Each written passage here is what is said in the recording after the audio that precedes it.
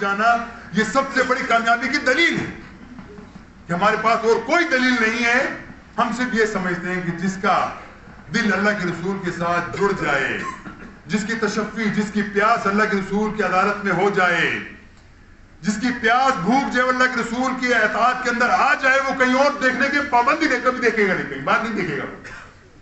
میں مثال دیا کرتا ہوں, اگر کوئی پتہ چل جائے کہ علاقے کا جو ہے آپ کا ڈی سی ہے, اسے آپ کی بڑی یاری دوستی ہے, کوئی آپ کو ایس ایچ او آ کے تنگ کرے گا, کوئی پولیس والا تنگ کرے گا آپ کو, نہیں یہ ڈی سی صاحب کا بھائی ہے جی, اس کا بہت دوست ہے بڑا, نہیں, ڈریں گے سب.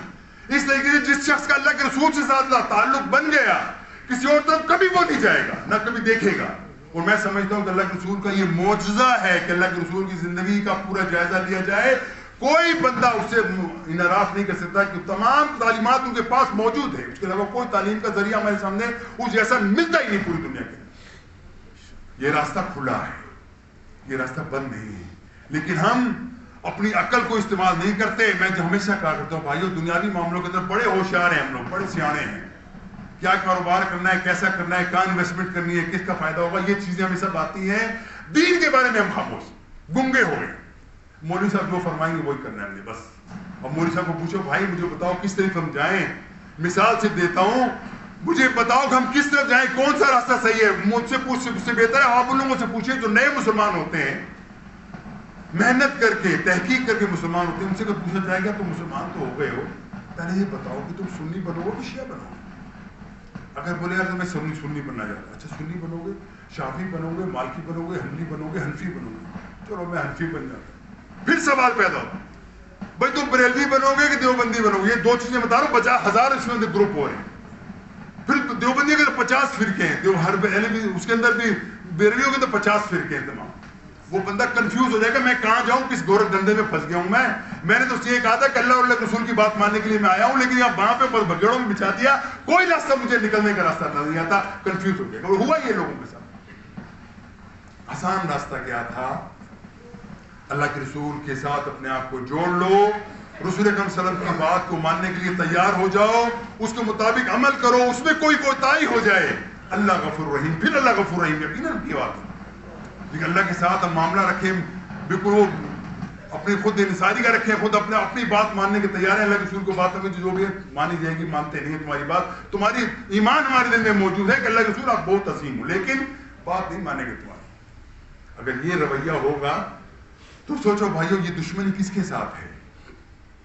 اور آپ کو آج دھوکہ دینے والے لوگ قیامت والے دن کہیں گے بری ذمہ ہوں گے, ہم نے کسی سے کچھ نہیں کہا, ہمارے پیچھے ہو.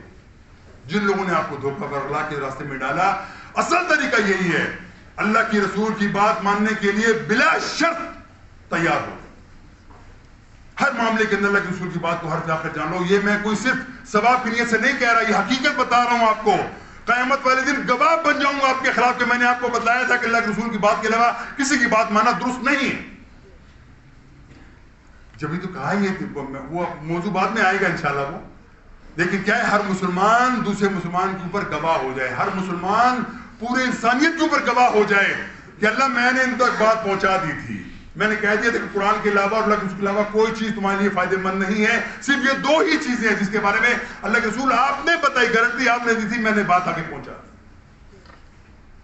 کب تک ہم خواب غفلت میں رہیں گے؟ دنیا کے اندر اربوں کے حساب سے مسلمان ہیں دنیا کے اندر, کب تک یہ ذلت کی زندگی گزاریں گے؟ جب تک ہم اپنے ایمان کو پکا نہیں کرتے, اپنے تعلق کو اللہ کے رسول کے ساتھ جوڑتے نہیں ہیں, اللہ کے رسول سے تعلق کو اپنے مضبوط نہیں کرتے, اس مطابق زندگی نہیں گزارتے, دھوکے میں مت رہیے. یہ سب سے بڑا مغالطہ آپ کو بھی یہ ہوگا کہ قیامت نے پوچھا جائے گا تو کیا کرتا رہا, اللہ کے رسول میں نے یہ فلاں فلاں کام کیے, سب ہٹا دیے گئے. لیکن اگر آپ کا نظریہ درست ہے, آپ کا عقیدہ درست ہے, آپ کے افکار درست ہیں, آپ کا منہج درست ہے, پھر اگر غلطی ہوتی ہے اللہ تعالیٰ کو توفیق دے, آپ توبہ کر لیں, اللہ تعالیٰ سب کچھ معاف کرنے کا قادر ہے. اور یاد رکھ لیجیے جس طریقے سے شرک معاف نہیں ہوتا, اس طریقے سے اللہ کے رسول کی اطاعت کے علاوہ کسی غیر کی اطاعت کرنا بھی معاف نہیں ہوتا. یاد رکھیے, اللہ کے رسول کی بات آپ کے سامنے پہنچ گئی, پھر آپ کا دل جھک جانا چاہیے, ہر تمیزوں سے آپ ہٹ جائیں, صرف اللہ کے رسول کی بات کے اوپر آ جائیں کہ ہم نے اللہ کے رسول کی بات ماننا, اس کے لیے کوئی بات نہیں. یہ وہ دعوت ہے, یہ وہ پلر ہے جو آپ کی بلڈنگ کو مضبوط کرے گا. اور اگر یہ پلر مضبوط نہیں ہے تو بلڈنگ جتنی خوشنما بنا لیں وہ بلڈنگ نہیں ہے، وہ کسی وقت بھی مٹی کا ڈھیر بن جائے گی۔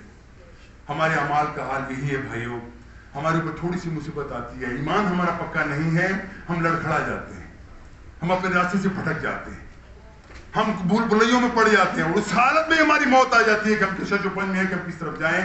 کوئی شش و پنج نہیں، کوئی شبہ نہیں۔